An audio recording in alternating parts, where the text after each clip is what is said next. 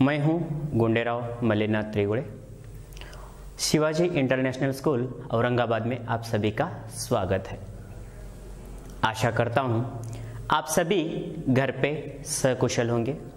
घर पे रहिए, सुरक्षित रहिए और हमारे DCA ऑनलाइन ट्रेनिंग इस चैनल को लाइक और सब्सक्राइब कीजिए ताकि अलग अलग विषयों के साथ हिंदी विषय के व्याकरण से संबंधित वीडियो आप देख सकोगे।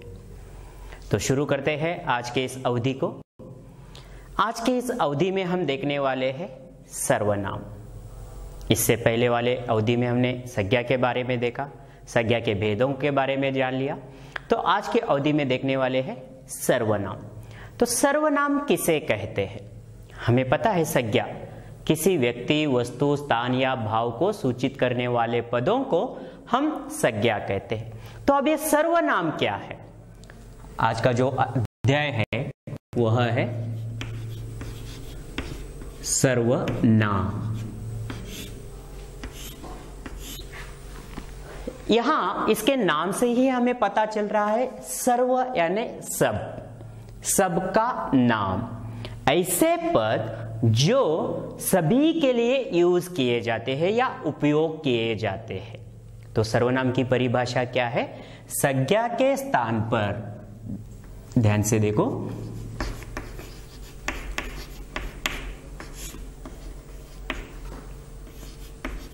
संज्ञा के स्थान पर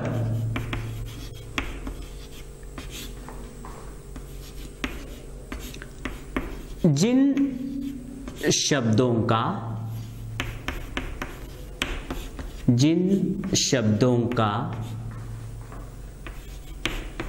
प्रयोग किया जाता है,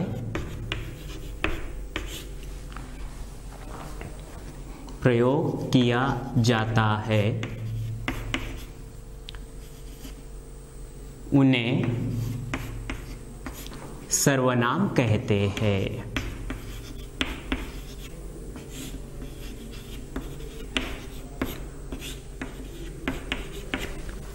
अब इस सर्वनाम का प्रयोग कब से स्टार्ट हुआ या आरंभ हुआ, क्यों हुआ, ये देखिए। मैं यहां पे एक उदाहरण लिखता हूं। सूरज 8वीं कक्षा में पढ़ता है।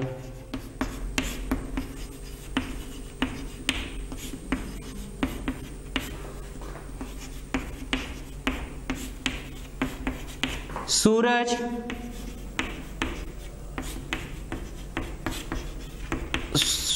सोलापुर में रहता है।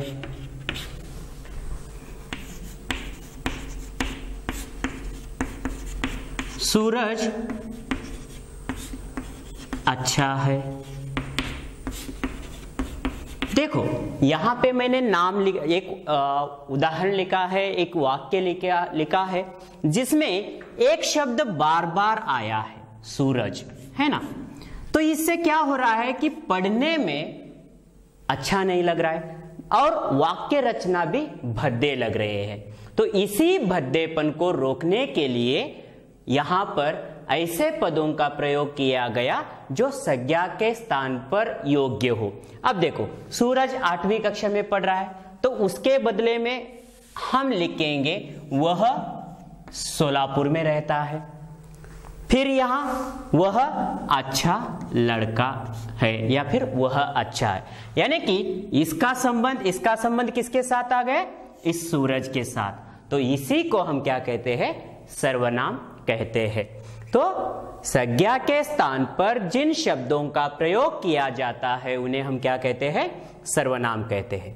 तो अब इस सर्वनाम के भेद कितने हैं या फिर सर्वनाम के शब्द कौन से हैं? देखिए, अगर वैसे देखा जाए तो सर्वनाम के सिर्फ 11 शब्द है। देखिए,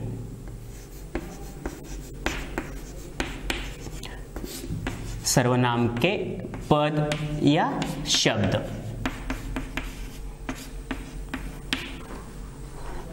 मैं, तू, आप, यह, वह, कोई, कुछ, क्या, कौन, जो, सो। तो इस तरह इन 11 शब्दों के ही बदलते रूप है। तो इन 11 शब्दों को ही हम सर्वनाम के तौर पर प्रयोग करते हैं। तो अब सर्वनाम के भेद जो है इन्हीं शब्दों के, इन 11 शब्दों के प्रयोग के आधार पर जो है सर्वनाम के भेद बने हैं। सर्वनाम के भेद प्रयोग के आधार पर। अब किसका प्रयोग? इन 11 शब्दों के प्रयोग के आधार पर सर्वनाम में 6 भेद है। कितने हैं? 6 भेद है। अब ये 6 भेद कौन से हैं? तो पहला है पुरुषवाचक सर्वनाम,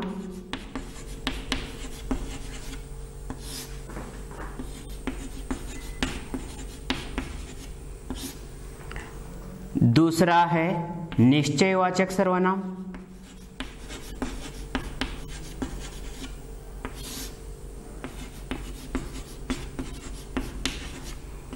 तीसरा है निजवाचक सर्वनाम,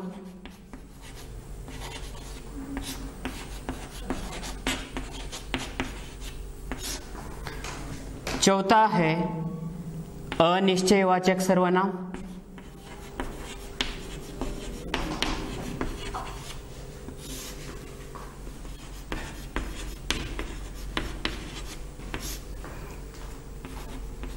पांचवा है प्रश्नवाचक सर्वनाम,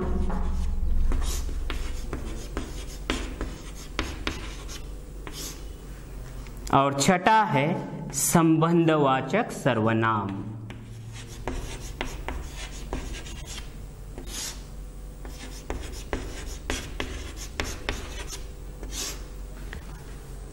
यानी कि सर्वनाम के तौर पर जिन 11 पदों का प्रयोग किया जाता है उनके प्रयोग के आधार पर सर्वनाम के कितने भेद है? 6 भेद है।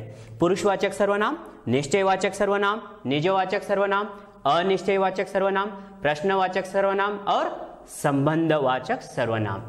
अब इन सर्वनामों में प्रयोग होने वाले शब्द कौन से हैं या पद कौन से, हम एक तालिका के माध्यम से देखेंगे।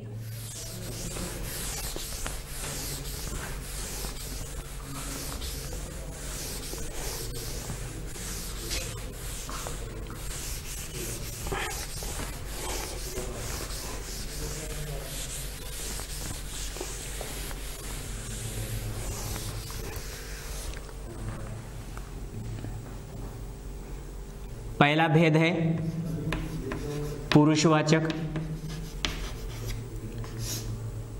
तालिका बनाते हैं। दूसरा है निश्चयवाचक,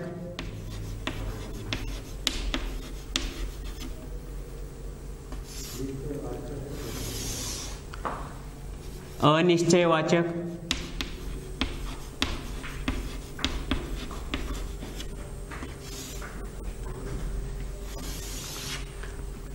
निजवाचक,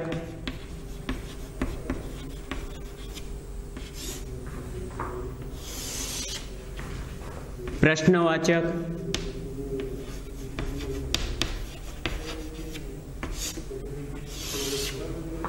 संबंधवाचक।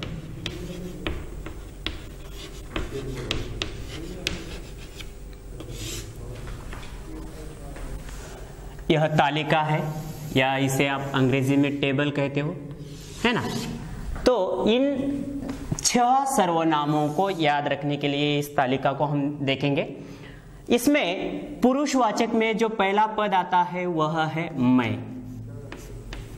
इसी का जो रूप बदल जाता है वह है हम।